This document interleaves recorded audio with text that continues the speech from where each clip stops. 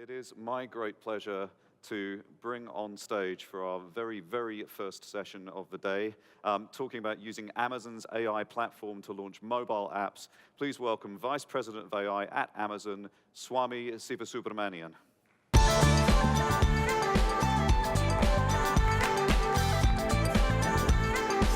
Thank you.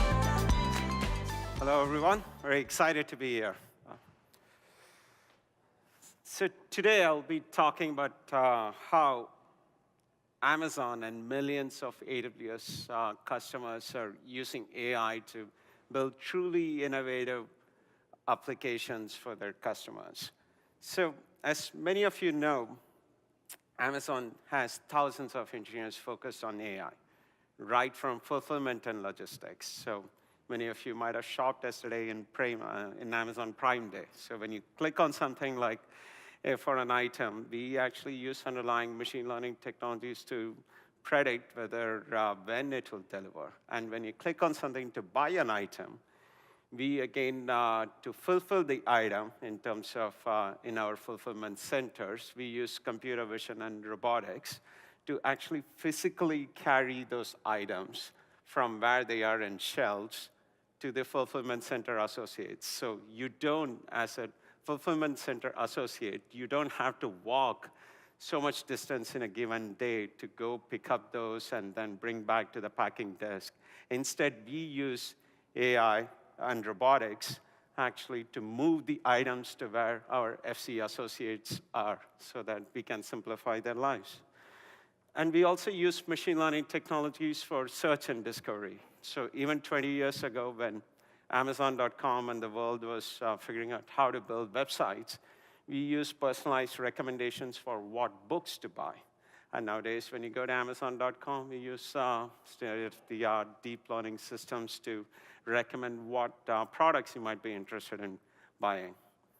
We also use AI technologies for improving experiences of existing products.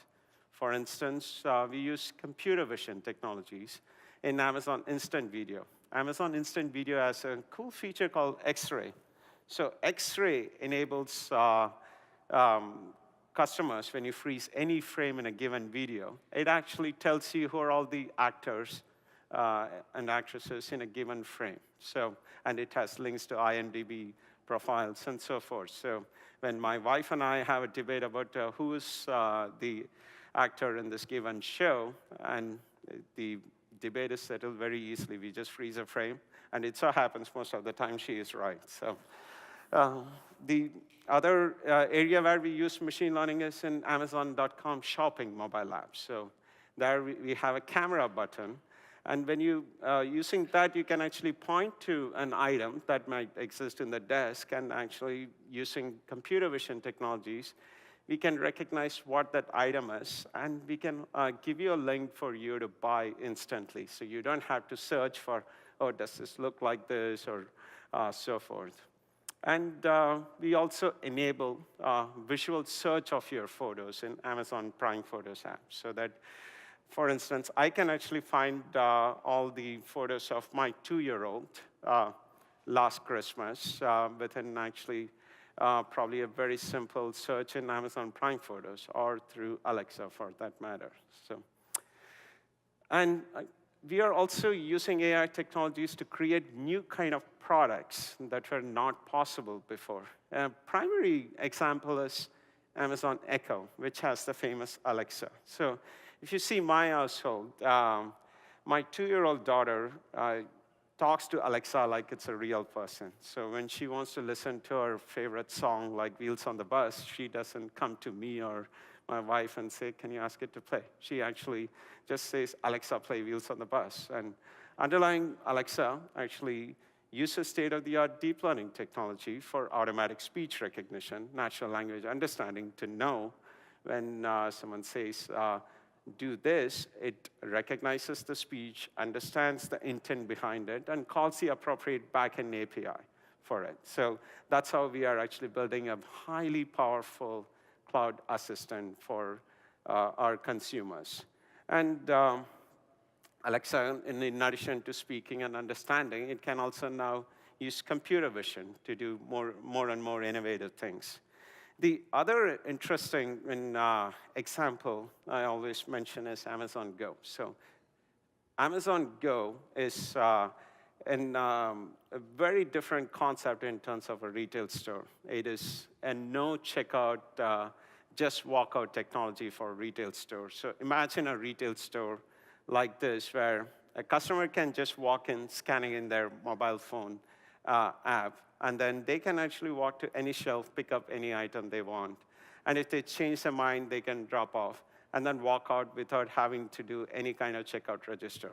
First time, even though I've worked with the team to build this technology, but the first time I actually used it, I felt like this is shoplifting, except legitimized. I mean, because yes, we will know what you picked, and we will charge. So, but how does it work? Again, we use computer vision technologies to recognize when a person is walking in and what activity they are doing. Are they picking up, for instance, a cheese cupcake? Or did they change their mind and put it back?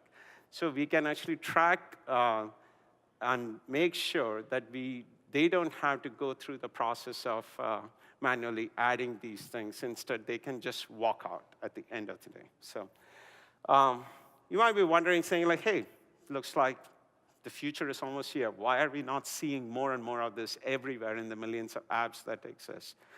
The problem is that machine learning is still in its infancy, where it still requires a lot of expertise, be it computer vision or speech recognition, where you need to have PhD in these topics to put them to use in production. So that's why internally we joke saying, like, the future is here, but it's just not evenly distributed. So that's where AWS comes in. Just like how AWS, what it did for IT industry, freeing up IT, we want to give access to all these AI technologies that Amazon has built internally and put it in the hands of our millions of developers. So in AWS, we are offering AI in the hands of every developer. At the top layer, you have services catered towards app developers who do not need to have any knowledge about machine learning, deep learning, or computer vision, or so forth.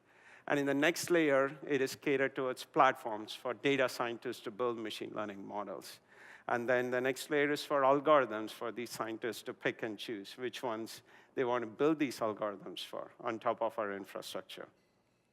Let me just briefly mention some of the AI services we launched. One of them is recognition. So recognition is an AWS service which takes an image. In this example, with this image, it recognizes that there's a skateboard, a human, and there are trees and cars around. It can take a face and actually tell the gender, guess the age range, and the emotion, and so forth. And it can also do a face search.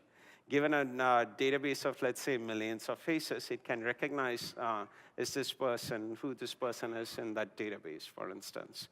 So recognition has been out for like 6 months, and we have had like many, many interesting use cases. For instance, C-SPAN, a public service television channel, built an automated video footage tagging in a matter of 3 weeks. Again, given a video, let's say any kind of briefing or so forth, they can run these through recognition to index against 99,000 people or politicians. And this has saved like more than 9,000 hours of manual labor. Imagine the improvement in productivity. The other example is Washington Sheriff County Office in Oregon.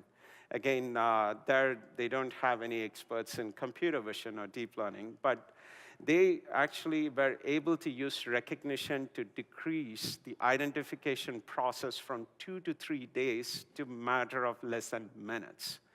And what's more amazing is within a week of going live, the solution identified a suspect for a cold case that led to an arrest. Look at the power of what AI services can do for like app developers.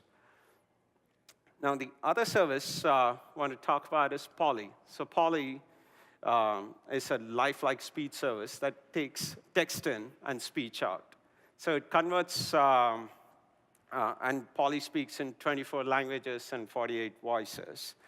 And Poly has been used in a wide variety of use cases. One of them is Duolingo. It's a, very popular e-learning platform that has more than 170 million users. And they are using Poly after extensive vetting of many text-to-speech vendors. And Poly has been used for various use cases, right from actually not just Duolingo, but like Royal National Institute of Blind, which uses Poly to generate these audiobooks. And the interesting thing about Poly is it doesn't restrict you from reusing the speech that you have already converted. You can convert your text to speech once, and then you can it's your speech, your MP3 file, you're welcome to redistribute it as you feel. So the final one I want to highlight is Lex. Amazon Lex is a conversational chatbot as a service. I'll just walk through an example of how, let's say, a customer is trying to book a hotel. Again, Lex is what is the heart of Alexa. That's why we literally named it in a non-creative fashion, Lex, by taking the A out of Alexa on both sides and called it Lex. So. And Lex, basically, in this example, it lets you book a hotel. So when a customer says, I'd like to book a hotel, it recognizes the intent is booking a hotel. And a developer using Lex can configure it to say, I need 2 parameters to my API calls to book a hotel. One is destination, where the hotel is, and the other one is what is the check-in date. And then Lex, through, again, AI technologies, will carry the conversation with the user to ask the questions and get back the answer. And then once we have these 2 parameters, it'll call the backend book hotel API. And that's pretty much it. And Lex integrates with Mobile Hub, our single one-stop shop for building mobile apps, and also it integrates with web and devices and call center in the cloud, and also with Facebook Messenger and Slack as well. So a great example for Lex is like American Heart Association. They use Lex to register Heart Walk participants. The reason is because voice interaction eliminates the need for reading and typing and all that, and it's much more easier. So using this, they are starting to build a more engaging registration process for their customers as well.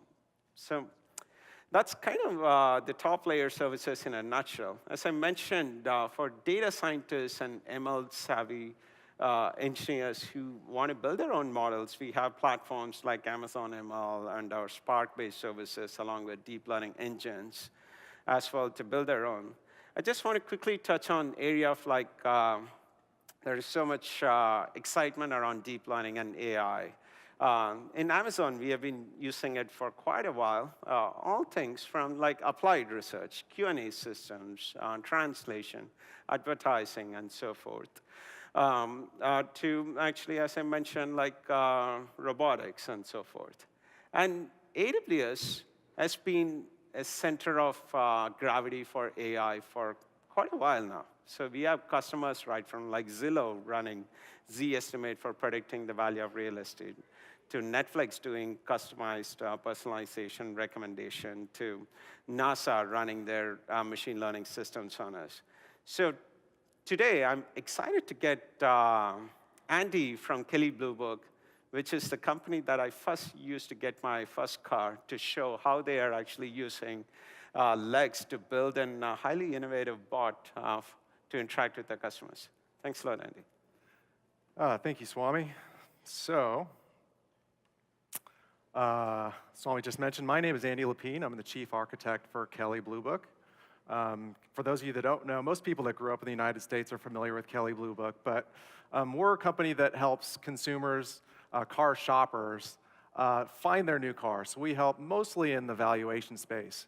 You know, how much should I pay for a new car? How much is my current car worth? Should I trade it? Should I sell it myself? Et cetera. At the top of the slide, you see Cox Automotive. So we're owned by a bigger company. It's an umbrella company called Cox Automotive. For those of you that know Cox Communications, yes, it is the same Cox family that owns Cox Automotive too, but we're a pretty large ecosystem of automotive shopping and dealership software companies. So that is almost all of them. The consumer brands that we have are KBB.com and autotrader.com, the two most used consumer sites on the internet. But if anybody's ever tried a dealership website, we probably also serve the dealership website side of the business. And then, if you think of dealerships as businesses, all the suite of products that any business needs, we operate in that space. So let's get back to Kelley Blue Book and why I'm here on stage. So Kelley Blue Book started in 1926. And I like to say that we are the first mobile-first company. Maybe not exactly the first, but close. So this is our Blue Book. This isn't the 1923 version, but they were very specifically sized to fit in somebody's back pocket. So a dealer, mostly a dealer, because we sold to dealers at the time, could walk around on a lot and flip open the book and find the price of their car. The great thing about the book, if you drop it, it didn't break. Also, dealers weren't running around looking for plugs to make sure they had power. When desktop computing became ubiquitous, we then switched from a dealer-focused company that produced books to a media company that served car shoppers instead of car dealers. And we also switched from a mobile-first company to a desktop-first company, right? You now had to go do everything on the desktop. You had to print it out. You had to have the information ready to go to the dealership. So we were very excited when mobile became popular because then we could actually give car shoppers the tools that they needed to go make good deals at the dealership and have all the information to feel comfortable about their purchase. So obviously the next evolution and the topic of this conference is AI. How do we use AI products? So when we thought about what's a great use case for Kelley Blue Book to use AI products, we thought about what's the natural way that people use voice, and we're specifically talking about voice. What's the natural way people use their voice in the car shopping process? And one of the things that we thought of is everybody's accustomed to going to a dealership and you sit down and the guy takes your keys and you don't see them again until you actually sign all the paperwork, if you ever get your keys back, and you talk. How much is my car worth? And they tell you. How much should I pay for a new car? We thought this was a very natural way that people use their voice already, and this was a great use case for us to think about how we're going to evolve our products, which are very click and touch oriented, to using natural language in a way that feels natural to people and not forced. Now, we chose to use Amazon Lex, which is the technology behind Alexa. And Lex, the big difference for me is it's just not the hardware part of it, right? We bring our own app, we embed it into our app, as opposed to Alexa, that they bring the hardware, somebody has to buy that separately. The great thing about using Lex, and one of the primary reasons we chose Lex, is most of the work is reusable. So you're basically doing the same thing to build an Alexa skill as to embed Lex into your app. Other primary reason we chose Lex, we're moving all of our infrastructure to AWS anyway. Anybody that's had to deal with IAM roles in AWS knows we've already put all that effort into it. Might as well reuse it for one more thing. I have one laugh in the whole room. That's great. So we didn't want to build this ourselves. It obviously doesn't make sense for a company like Kelley Blue Book to build a chatbot framework ourselves. We obviously wanted to use AWS, but we have some very specific challenges. And one great example of a specific challenge we have that we don't see productized offerings coming are we actually have in our database more than 100 different ways to refer to air conditioning. Yes, more than 100 ways to talk about air conditioning in a car. You would think it would be maybe 4, but it's over 100. So we have a lot of work to do, and we have really a lot of exciting stuff in natural language processing that we're working on ourselves with our own experts in AI to try to make that process easier. But with all that set up now, why don't we just go right to a demo and see Lex in action? So if we can go ahead and run the demo. What is my 2012 Honda worth? What model is your 2012 Honda? Civic. Is this Honda Civic a sedan or coupe? Sedan. What style is your Civic sedan? Hybrid. What is the condition of your Civic? Very good. How many miles on this 2012 Honda? $58,629. The current Kelley Blue Book trade-in value for your 2012 Honda Civic Hybrid sedan with 58,629 miles is $7,069. So great. You can see that we didn't talk about air conditioning there. That's a future project that we're working on. But what we did was we used Lex and Polly now to have a completely natural voice interaction. We can do this on text too. We showed a video to take some of the variables of presenting on stage and voice recognition out of the mix, but if anybody wants to find me later, I have this running on my phone. I'll be happy to show it to you. Also want to say that Dennis Hills from AWS helped us in developing this, and he has a workshop later today at 12:15 in Treasure Island. And thank you very much.